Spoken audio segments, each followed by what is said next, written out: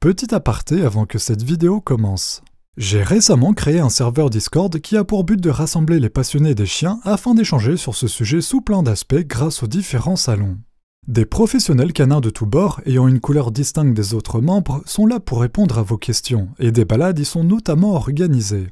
N'hésitez pas à le rejoindre via le lien dans la description ou à le partager aux amoureux de canidés que vous connaissez. Bon visionnage! Rintintin, Frida, Gander, Balto, Togo, Rigel, Stubby, Laika, Bobby, Jim, Moustache, Jody, Ashiko, Trakr, Simbad, Smokey, Barry, Owney. Ces noms ne vous disent peut-être rien, mais appartiennent tous à des chiens qui ont marqué les esprits, chacun à leur manière. Découvrez leurs histoires souvent méconnues à travers cette série, retraçant un à un leur parcours atypique, leur dévouement et leurs actes héroïques qui ont pour certains marqué l'histoire avec un grand H. L'amitié du chien est sans conteste plus vive et plus constante que celle de l'homme, disait Montaigne.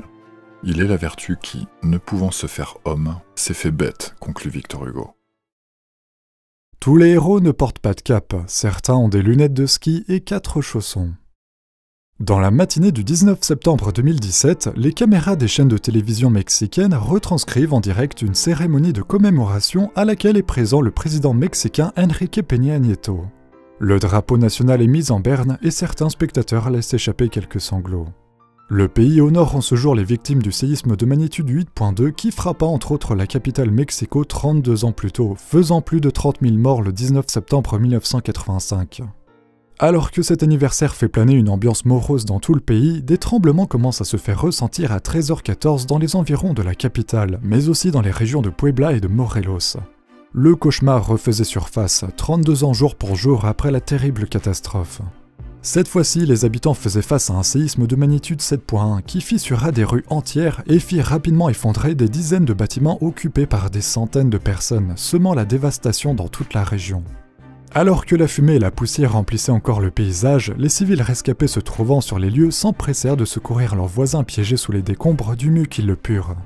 Ces volontaires furent rapidement rejoints par les secours professionnels de tous bords, appuyés par l'armée et ses différentes organisations, dont l'unité canine de la marine mexicaine.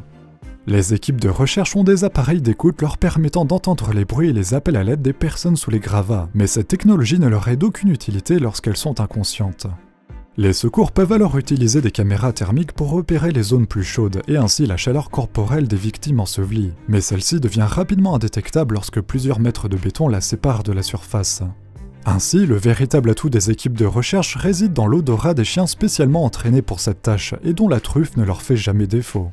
Ce jour-là, la section canine déploya 15 de ces chiens de recherche, qui avaient donc un rôle clé grâce à leur flair, mais aussi car ils étaient en mesure de se faufiler facilement à travers les monticules de débris et surtout bien plus profonds que les humains. Certains d'entre eux rampèrent ainsi dans des espaces très étroits, en s'enfonçant lentement sous les décombres, fouillant chaque recoin, guidés dans l'obscurité par leur flair hors pair entraînés à trouver des corps humains. Des volontaires de tout le pays, mais aussi des pays voisins, arrivèrent sur les lieux dans les jours qui suivirent pour épauler les secours, dont certains civils venus avec leurs chiens en tant que dresseurs amateurs, pour seconder la brigade canine dans la détection de corps ensevelis. Des dresseurs professionnels étrangers, tels que l'Association canadienne des chiens de recherche et de sauvetage, se rendirent également sur les lieux pour apporter leur aide. Les efforts conjugués des professionnels et des civils volontaires furent salués par les médias du monde entier, braqués sur ce terrible événement où chaque heure comptait pour sauver le plus de personnes enterrées vivantes. Parmi ces milliers de personnes venues porter secours et les dizaines de chiens déployés, une secouriste en particulier se démarqua bien plus que tous les autres aux yeux des Mexicains et des internautes étrangers. Vêtu d'une veste kaki, de lunettes de protection et de 4 chaussons bleus, un labrador femelle dorée nommé Frida conquit le cœur de ceux qui suivaient le drame de loin et fut érigée en symbole d'espoir après que des photos et vidéos d'elle furent partagées sur les réseaux sociaux puis dans les autres médias. Était-elle au bon endroit au bon moment, profitant d'une chance qu'aurait pu rencontrer tout autre chien à sa place? Il se trouve que non, et pour le comprendre, il suffit de se pencher sur son incroyable carrière. D'après le site web du gouvernement mexicain, Frida serait née le 12 avril 2009 dans l'un des bâtiments de l'unité canine de Mexico à la mairie de Coyoacán. La chienne fut nommée en hommage à l'artiste mexicaine Frida Kahlo, mondialement connue pour ses peintures réalisées durant la première moitié du XXe siècle. Le hasard fait bien les choses, car Coyoacán fut également le lieu de naissance de Kahlo, dont la maison est aujourd'hui un musée en son honneur. Deux Frida nées dans le même district qui connaîtront chacune une renommée internationale. Selon le commandant Israel Monterde Cervantes, en charge de la section, l'unité canine de Mexico abriterait 20 chiens dressés pour diverses tâches. Le Mexique compterait en tout plus de 300 chiens formés à travers les différentes sections du pays, la plupart étant des labradors et des malinois, prêts à intervenir en Amérique latine et au-delà si la situation l'exige. Les parents de Frida étaient d'ailleurs deux labradors faisant partie de cette brigade cynophile, mais dédiés à d'autres fonctions que le sauvetage, pour laquelle leur fille finira par se spécialiser. Les chiots sélectionnés par l'unité sont très vite socialisés avec l'humain et commencent leur entraînement dès leurs 2 mois avec une formation permettant de déterminer leurs aptitudes et leur tempérament afin de savoir sur quels aspects ils seront le plus efficaces. Selon certains journaux mexicains, les chiots passeraient également à cette semaine le fameux test de Campbell pour avoir un avant-goût de leur futur caractère, notamment leur niveau de curiosité, d'indépendance, d'attachement et de docilité. Ainsi, dans la section canine de Coyoacán, Eros, Esca et Kayler sont par exemple spécialisés dans l'identification d'explosifs, Ernie, Balou et Eden le sont dans la détection des stupéfiants, et Lobo et Narc le sont dans la protection et la garde. D'après le caporal Emmanuel Hernandez, le premier maître chien de Frida, celle-ci fut choisie comme sauveteuse dès son plus jeune âge lorsqu'ils se rendirent compte de ses nombreuses qualités. Elle remplissait les critères nécessaires pour cette spécialisation, curieuse, intrépide, dynamique tout en étant docile, avec un odorat développé et un grand instinct de chasse. L'évaluation des chiens de sauvetage date de 1999, date à laquelle la Fédération canine internationale y a rédigé le tout premier règlement. L'entraînement se déroule dans les bâtiments principaux du département de contrôle canin situé dans le polygone naval de San Pablo Tepetlapa et dure entre 12 et 14 mois à raison de 2 à 4 heures par jour, suivant le tempérament et la disposition du chien. Ces chiffres peuvent varier d'une spécialisation à l'autre, mais les dresseurs font toujours en sorte de ne jamais pousser leur chien jusqu'à la fatigue, pour qui la formation est avant tout un jeu. En ce qui concerne la recherche de personnes, l'entraînement commence par un simple lancer de balle que le chien s'amuse à aller chercher. Le dresseur court ensuite avec la balle dans sa main pour que le chien associe l'odeur humaine au jouet tant convoité. Une fois cette habitude prise, différents humains se cachent à tour de rôle avec la balle dans des endroits de plus en plus exigus, avec un ajout croissant d'obstacles, allant de monticules de pierre à des objets en feu en passant par des cavités remplies d'eau, le tout sous les bruits enregistrés de moteurs, de cris d'humains et de marteaux, afin de les habituer au son qu'ils rencontreront lors de leur future mission. Lorsque le chien trouve la personne cachée, il doit aboyer pour recevoir la balle en récompense, avec laquelle il peut s'amuser pendant quelques minutes. L'entraînement consiste également à faire en sorte que le chien sache parfaitement identifier l'odeur de stress et d'adrénaline, afin de discerner et suivre l'odeur émanant d'une personne en danger, qui se trouve être différente de celle d'une personne calme. Les chiens sont en mesure de sentir les émotions grâce aux hormones émises par notre corps ou celui d'un animal, comme la peur et la colère, ce qui a pour fonction première de savoir si l'être vivant en question leur est hostile ou non. Leur système olfactif leur permet même de détecter si une personne est enceinte, si elle va être victime d'une attaque cérébrale imminente ou si elle a des cellules cancéreuses, parfois plus tôt que la médecine elle-même. Tout le monde sait que les chiens ont un flair bien plus efficace que le nôtre, qui est en moyenne 35 à 40 fois plus développé suivant les races, leur permettant de percevoir certaines odeurs 1000 à 100 000 fois mieux que nous. En revanche, peu de gens savent qu'un tiers de leur cerveau est dédié à l'olfactif, contre seulement 5% chez l'humain. Le monde vu par les chiens, dont le passé et le futur, s'exprime avant tout en odeur, avant l'ouïe et surtout avant la vue. Une perception bien différente de la nôtre, qu'il nous est difficile d'imaginer, si ce n'est impossible. Frida, en tant que labrador, fait partie des 4e chiens avec l'odorat le plus puissant, derrière les bergers allemands, puis les beagles et enfin les Saint-Hubert qui occupent la première place du classement. Mais l'odorat ne fait pas tout lorsqu'on est amené à être un chien sauveteur, la physionomie joue également un rôle important, car tous les chiens ne sont pas en mesure d'escalader des dizaines de mètres de gravats ou de se faufiler à travers des tunnels de 50 cm de diamètre.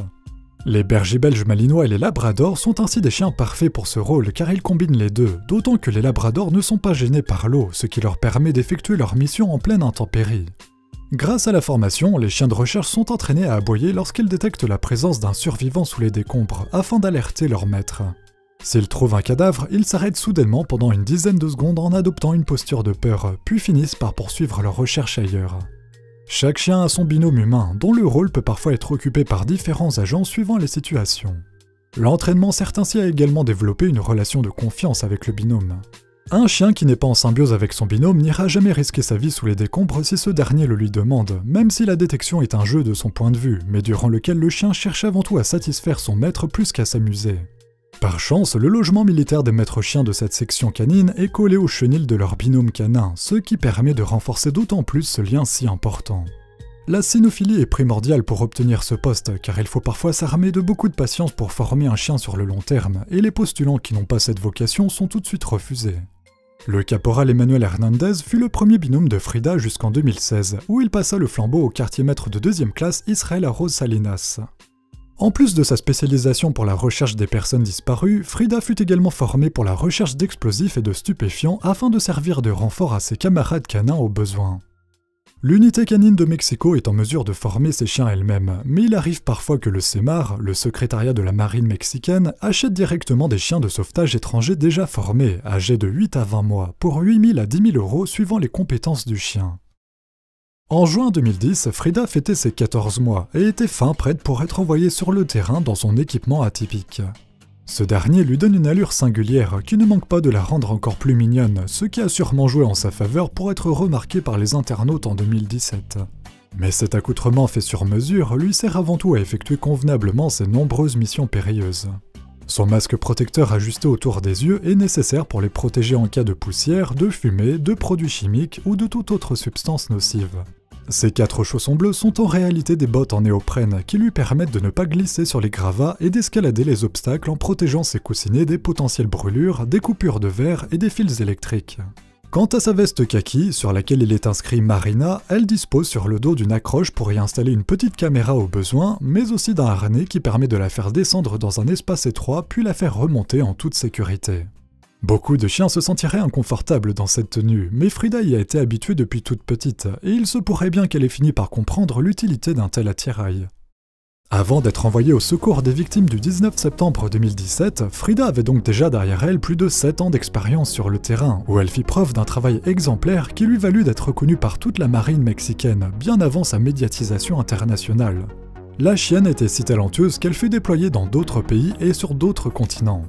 Elle contribua à sauver la vie de certaines victimes du séisme du 12 janvier 2010 en Haïti, qui causa plus de 280 000 morts, 300 000 blessés et 1,3 million de sans-abri.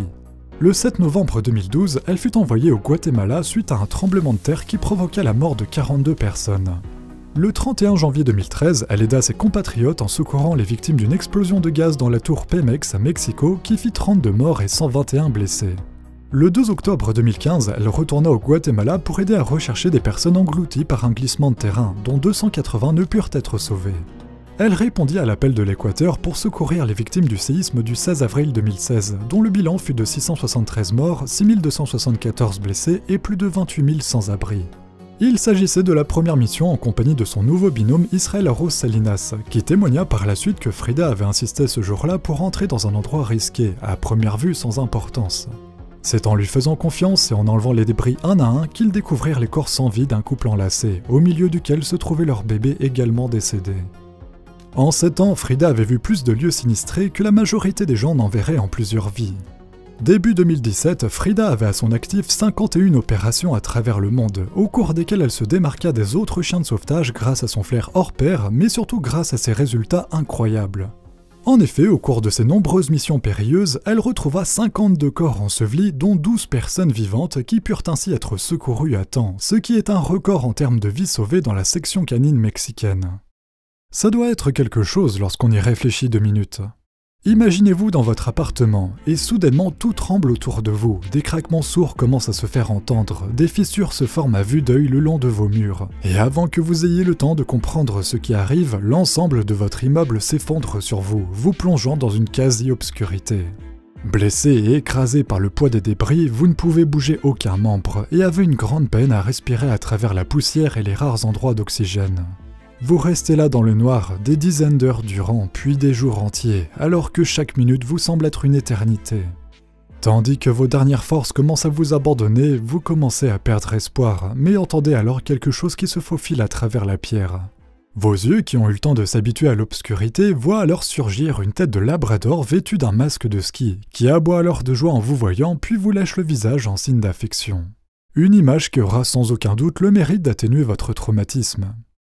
Armée de son instinct et de son odorat sans égal, Frida fourre son nez humide sous les décombres en quête de signes de vie. D'après de nombreux membres de l'unité canine habitués à travailler avec elle, Frida aurait un 6e sens pour retrouver des humains, chose qu'ils n'avaient jamais rencontrée jusqu'alors avec leurs nombreux autres chiens. Frida est ainsi le fer de lance de l'unité canine de la marine mexicaine, une chienne très énergique qui ira jusqu'au bout pour sauver des vies d'après ses entraîneurs. Il n'était en effet pas rare que Frida passe plusieurs jours d'affilée à rechercher des survivants, prouvant sa bravoure et sa détermination. Mais début 2017, Frida avait plus de 7 ans et demi, soit l'équivalent de 60 ans en âge humain, et était de moins en moins en mesure de faire de longues recherches dans ce domaine particulièrement exigeant et périlleux. Les chiens spécialistes dans la recherche des personnes disparues, tels qu'ils sont ainsi désignés, prennent généralement leur retraite au bout de 6 à 8 ans de service suivant leur état de santé. Mais il arrive que cette période d'activité soit prolongée si ces derniers continuent d'être efficients et ne présentent aucun problème de santé, comme ce fut le cas de Frida. La marine mexicaine ne s'est donc pas gênée pour profiter encore quelques années de ce membre inestimable, tout en formant 2 nouveaux chiens sauveteurs pour l'accompagner et l'épauler. Ces derniers, nommés Evil et Echo, sont 2 bergers belges malinois d'1 an et demi très agiles, qui ont rejoint Frida début 2017 après leurs 14 mois de formation. Ce trio fut très complémentaire. Les 2 nouvelles recrues permettaient d'alléger la charge de travail de Frida, tout en prenant exemple sur elle pour parfaire leur formation afin d'être prêts à prendre la relève le jour où leur mentor canin raccrochera. En raison de l'âge avancé de Frida, Evil et Echo vont désormais dans les bâtiments effondrés en premier, et le labrador n'y est envoyé que s'il détecte un corps, afin de confirmer ou non, permettant à la chienne de passer moins de 20 minutes sous les décombres et de ne pas s'épuiser inutilement. Même après une formation complète de 14 mois, les chiens sauveteurs suivent un entraînement permanent lorsqu'ils ne sont pas en mission, afin de ne pas perdre leurs acquis. Étant le vétéran de la section canine, Frida aide à former les nouvelles recrues en leur montrant l'exemple lors des sessions d'entraînement. D'après le lieutenant José Refugo Garcia Arellano, chef du sous-groupe de contrôle canin de la marine mexicaine, celui-ci compterait 60 chiens en formation pour différentes fonctions, telles que Galileo, Grinch, Torado, Fusca, Frodo, Emol, Rocky ou encore Figo. Des noms que vous retrouverez peut-être un jour dans les journaux suite à une affaire de contre-terrorisme, une saisie de drogue ou une catastrophe naturelle. Bien avant le 19 septembre 2017, Frida était ainsi connue et reconnue dans son pays, en particulier par les autres secouristes qui connaissaient ses accomplissements. Elle nous donne de la joie, de la douceur et de l'espoir. Les civils la saluent et l'applaudissent dans la rue, avait témoigné un soldat mexicain. Dès que Frida et Israël Arose croisent un détachement, les soldats accourent la caresser, ce qui n'est pas sans déplaire à la chienne qui aime être choyée tout le temps, d'après son maître chien. C'est une source de fierté de travailler avec Frida, c'est un chien très spécial, avait-il déclaré. Le tremblement de terre du 19 septembre n'était même pas le premier de Frida durant ce mois. 2 semaines avant, un autre séisme de magnitude 8.1 avait eu lieu au Mexique le 7 septembre 2017, au large du Chiapas, faisant 98 morts et plus de 300 blessés. Ne pouvant rester les pattes croisées, la vedette de la section canine fut alors envoyée avec ses 2 compères à Rochitan, la ville la plus touchée de l'état d'Oaxaca, où de nombreux bâtiments s'étaient effondrés suite aux secousses. Le trio canin permit notamment d'y retrouver le corps d'un officier de police, le seul mort de l'écroulement du palais municipal de la ville. 6 jours plus tard, le 13 septembre, la renommée de Frida dépassa les frontières du Mexique lorsque le compte Twitter du CEMAR partagea des photos d'elle sur le réseau social, accompagné de son nombre de sauvetages. Cette première mise en lumière fut partagée par plus de 5000 personnes à travers le monde, accompagnée d'éloges, de remerciements et d'encouragements. Mais sa popularité prit réellement son envol le 19 septembre, alors que les médias du monde entier étaient concentrés sur le terrible événement qui venait de secouer le Mexique. Frida, Evil et Echo consacrèrent la plupart de leurs efforts à rechercher des survivants sous les décombres de l'école Enrique Rebsamen, qui s'était effondrée en pleine heure de cours. 21 écoliers et 6 adultes y périrent, mais 11 enfants et un enseignant purent être sauvés à temps. Le trio canin continua ses recherches durant plusieurs jours, même après les 72 heures qui suivirent le séisme, pourtant considéré comme la limite maximale pour survivre sous les décombres.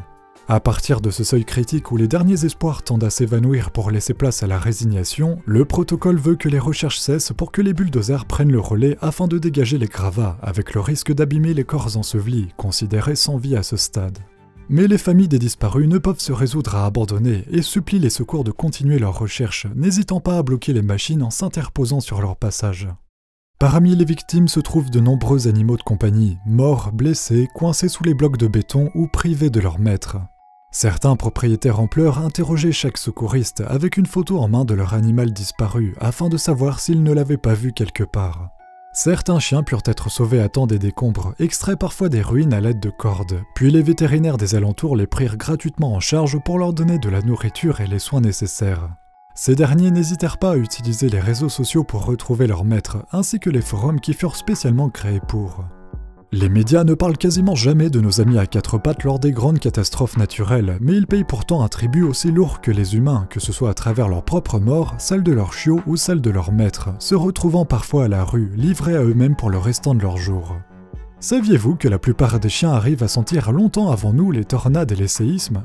Des études ont montré qu'ils seraient sensibles aux légères variations de pression de l'air qui précèdent une tornade, et seraient en mesure de percevoir les infimes premières secousses d'un séisme bien avant que l'on ressente quoi que ce soit. Beaucoup de propriétaires rescapés à travers le monde affirment avoir vu leur chien se comporter de façon anormale juste avant qu'un phénomène naturel pointe le bout de son nez.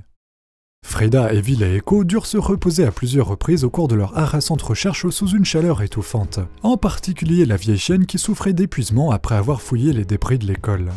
Ses collègues humains la mirent sur un coussin installé dans un chariot de supermarché afin qu'elle puisse les suivre au cours de leurs nombreux déplacements. Quelques heures plus tard, elle était de nouveau opérationnelle après s'être reposée et avoir bu de l'eau contenant des électrolytes. Frida fut photographiée à plusieurs reprises lors de ses recherches et durant ses instants de repos, et les photos furent rapidement partagées sur les réseaux sociaux. Les images de ce labrador vêtu d'un équipement spécial, fouillant de son mieux dans les décombres, s'efforçant de trouver des écoliers survivants malgré le temps écoulé, se répandirent alors comme une traînée de poudre à travers la grande toile d'Internet. En quelques heures à peine, les photos avaient fait le tour du monde et les internautes lui témoignaient toute leur reconnaissance pour son travail. Alors que le bilan du nombre de morts continuait à grimper d'heure en heure au fil des découvertes, la population mexicaine en plein deuil vit à travers le travail continu de Frida une source d'espérance et d'inspiration, ce qui contribua à leur remonter le moral. Les tragédies naturelles deviennent généralement les deux faces d'une même médaille, la nature dramatique de la catastrophe elle-même et les histoires d'héroïsme et d'humanité qu'elles inspirent, bien que de temps en temps l'héroïsme appartienne à d'autres espèces. Avait écrit le journal El Heraldo de Mexico le 14 septembre dans un article consacré à Frida. Les Mexicains, habitués à transformer les peines en festivités, telles que la célébration des défunts durant le jour des morts le 2 novembre, érigèrent alors le Labrador en un symbole d'espoir et d'héroïsme. Les médias et les internautes du monde entier ne tardèrent pas à en faire autant, et des dizaines de milliers de messages lui rendirent hommage. Le 21 septembre, le compte Twitter du CEMAR profita de cet engouement pour publier une nouvelle vidéo sur la carrière de Frida, qui fut visionnée plus d'1,7 million de fois. Son aide précieuse et son amour pour les humains la poussent à donner le meilleur d'elle-même pour sauver des vies, ajoute le CEMAR dans sa publication. 2 jours plus tard, une autre vidéo mettant en avant son travail, illustrée par des images et des vidéos de ses recherches, fut partagée sur Twitter plus de 50 000 fois et likée par plus de 130 000 personnes, dont le célèbre acteur Chris Evans, connu pour avoir longtemps incarné le super-héros Captain America. « Qu'avons-nous fait pour mériter les chiens ?» ajoute-t-il en partageant la vidéo. Ce à quoi certains lui répondent « Nous ne les méritons pas, nous sommes juste chanceux de les avoir. » Les chiens sont ce que tous les humains devraient aspirer à être, la gentillesse, l'enjouement et l'amour. C'est notre Captain Mexico, peut-on également lire. Frida est une excellente héroïne, n'est-ce pas? J'espère qu'elle pourra bientôt faire partie des Avengers. Le lendemain, c'était au tour du célèbre chanteur espagnol Alejandro Sanz de la couvrir de louanges, et qui, quelques mois plus tard, nomma sa nouvelle chienne Frida en son hommage. De l'autre côté de l'océan Pacifique, la célèbre statue d'Hachiko au Japon fut revêtue d'un gilet semblable à celui de Frida, avec la fameuse inscription Marina, en signe de respect pour la chienne. Aux 4 coins du globe, des centaines de journaux et de reportages partagèrent son histoire et ses exploits. Elle fit la une des grands journaux mexicains, et fut notamment saluée par le Time Magazine, le Wall Street Journal et la BBC. De nombreux journalistes étrangers faisaient la queue pour l'interviewer, s'amusant à placer leur micro devant son museau pour capter quelques reniflements de l'héroïne. Les émissions de télévision mexicaines se l'arrachaient, la faisant passer de plateau en plateau, accompagnée d'Israël Rose qui expliquait alors l'utilité de son équipement et leur quotidien. Évidemment, de nombreuses marques commerciales furent rapidement déposées à son nom, et les produits sur son image ne tardèrent pas à apparaître, à commencer par les t-shirts sur lesquels on pouvait par exemple voir son visage accompagné de la phrase « Nous pouvons être des héros ». S'ensuivit les figurines Frida, peluches, sacs à dos, carnets, tasses, tirelires, bandes dessinées, porte-clés, cartes postales, tableaux, etc. Certains verront en ces objets des hommages supplémentaires, quand d'autres y verront la rengaine habituelle du capitalisme. Mais un certain nombre de ces goodies avaient pour but de récolter des fonds afin de venir en aide aux victimes du séisme, comme les chaussures Frida commercialisées par la marque Lolly in the Sky, dont la totalité des bénéfices fut reversée pour la reconstruction d'habitations. Dans la même idée, de nombreux dessinateurs, peintres et tricoteurs mirent sur internet aux enchères leurs œuvres sur Frida, afin d'aider à leur échelle dans cette récolte de fonds. Au final, des milliers d'acheteurs répondirent à l'appel, et les artistes ne purent contenter tout le monde. En tant que nouvelle icône du Mexique, Frida ne put échapper à son effigie en piñata, qui fut mise sur le marché dès le 25 septembre par l'entreprise Piñatera Ramirez, en hommage au meilleur ami de l'homme, selon leur publication Facebook à ce sujet. Lorsqu'elle fut dévoilée avec l'ensemble de son équipement, de nombreux internautes avouèrent qu'ils ne pourraient jamais frapper la réplique d'une chienne si brave et si mignonne. Certains de ses admirateurs suggéraient de remplacer l'aigle sur le drapeau mexicain par la chienne, et d'autres souhaitaient lui envoyer de nouvelles chaussures pour remplacer les siennes abîmées. Quelques-uns s'amusaient même à partager des photos de leurs chiens avec des lunettes de ski et des chaussons bleus pour imiter leur idole. Ces 4 bottes en néoprène, ainsi que celles de son binôme Israel Arroz, furent d'ailleurs exposées dans le musée de la chaussure El Borségui à Mexico. Les dessins à son effigie inondaient Internet, et elle fut même dessinée dans le style des Simpsons par un artiste fan de la série, dont le résultat fut partagé plus de 16 000 fois sur Twitter. Une pétition sur Facebook fut créée pour inciter la Banque centrale mexicaine à remplacer le célèbre peintre Diego Rivera par un portrait de Frida sur le billet de 500 pesos. Une image photoshopée du résultat fut notamment partagée sur Twitter par le célèbre journaliste de télévision Javier Esco, engendrant plus de 29 000 partages et 60 000 likes. Cela aurait donné un billet avec 2 Frida, car la femme de Rivera, qui n'est autre que la peintre Frida Kahlo, se trouve sur l'autre face. Tandis que ses compatriotes l'acclamaient à chacune de ses apparitions, se bousculant pour espérer la caresser, certains Mexicains se faisaient tatouer son portrait sur le bras. Frida avait réalisé un nouvel exploit, et pas des moindres, elle avait réussi à rassembler les Mexicains, ce que la plupart des grands hommes du pays n'avaient jamais réussi à faire.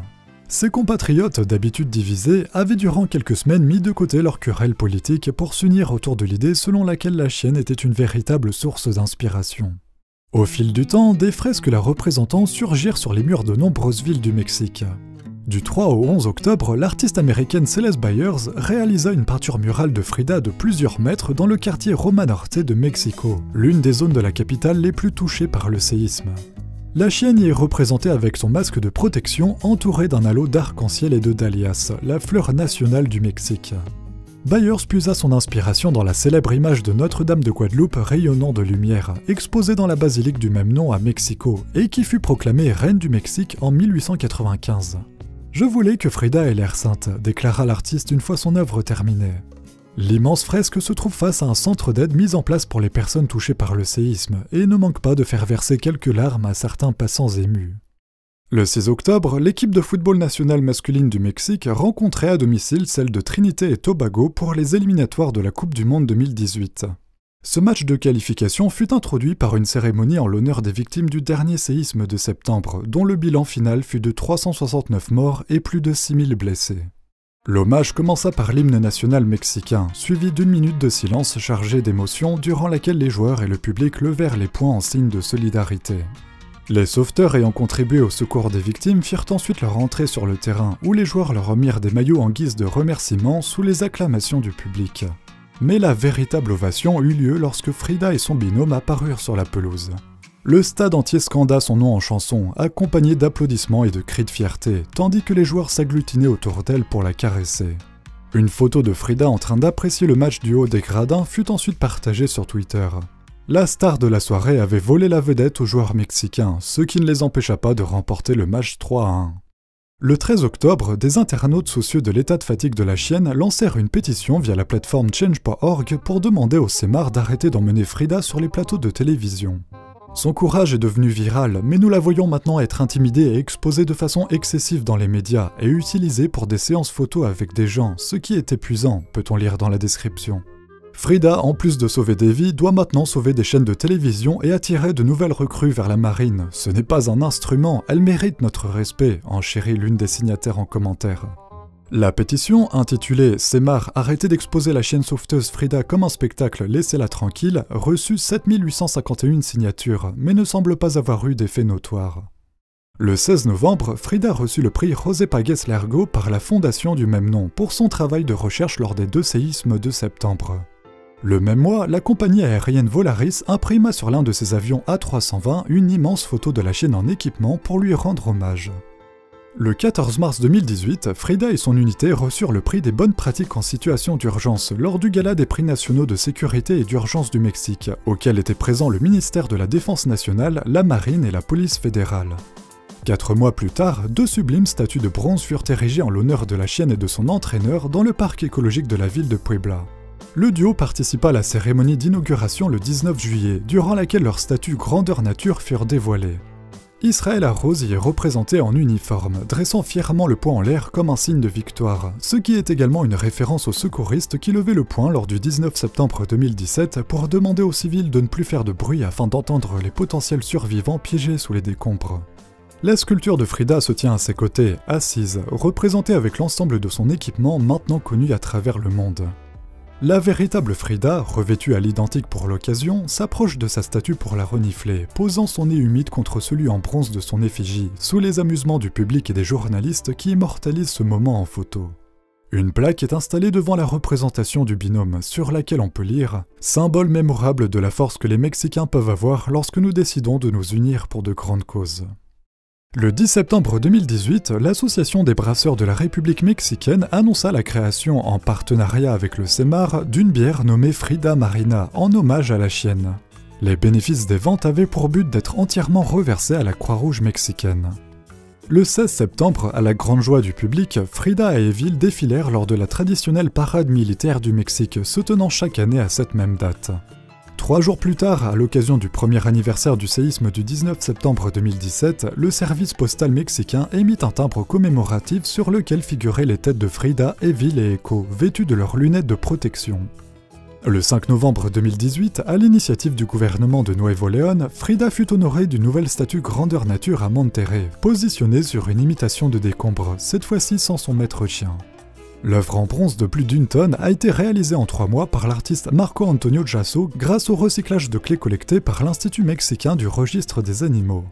Dans le cadre de ce projet, le dirigeant de cet institut lança par la même occasion la mise en place d'un passeport canin afin d'avoir un registre de tous les chiens du Mexique, contribuant à la lutte contre leur maltraitance. Le 23 novembre, à l'occasion de la journée de la marine, la Banque du Mexique émit une pièce commémorative de 20 pesos sur laquelle figurait entre autres Frida avec son maître chien, et qui devint rapidement un objet de collection très prisé.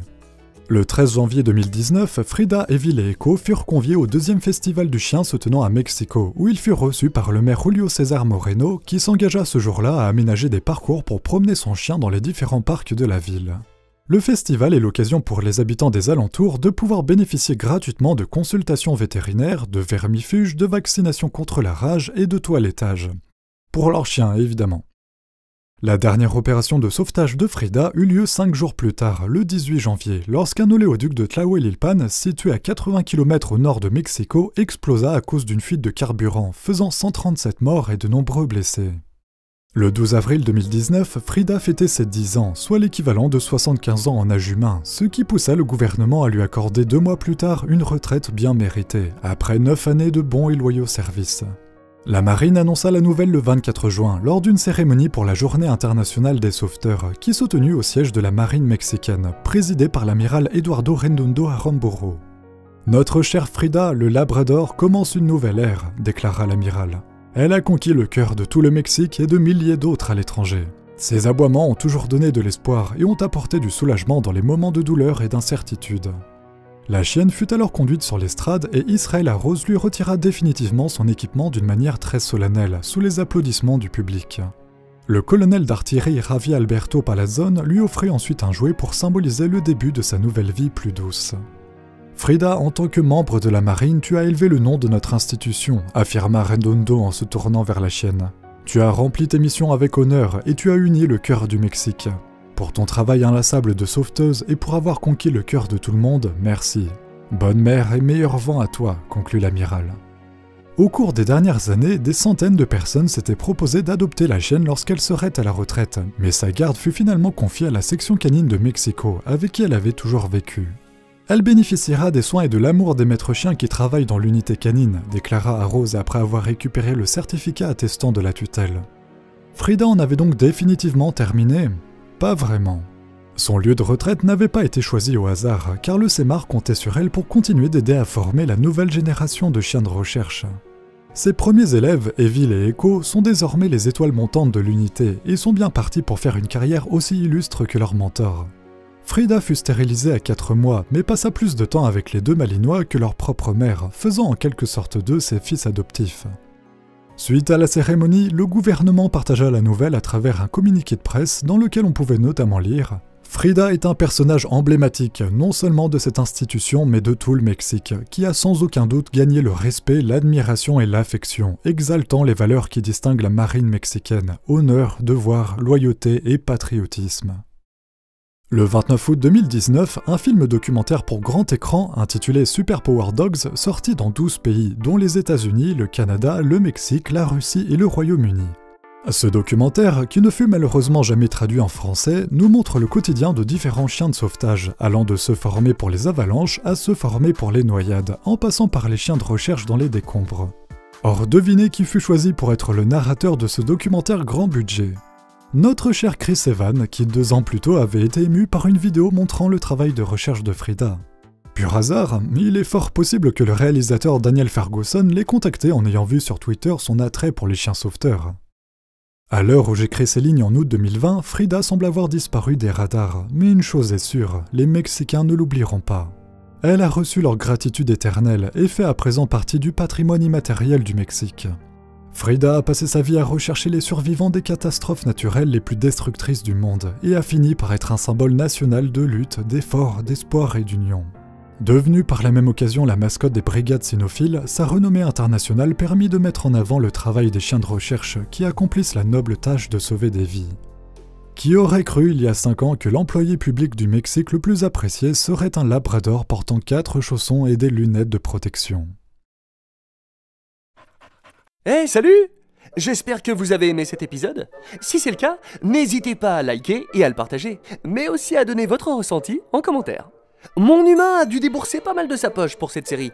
Un petit soutien financier sur ses pages Tipeee ou Utip sera toujours le bienvenu. Vous trouverez les liens dans la description, ainsi que ceux de notre serveur Discord et notre chaîne Twitch, sans oublier toutes les sources utilisées. A bientôt dans un prochain épisode canin. Eh ben en attendant, on va aller éventrer quelques peluches. Ah tiens, une peluche Warcraft. Ça fera l'affaire. De toute façon, j'aime pas l'ordre.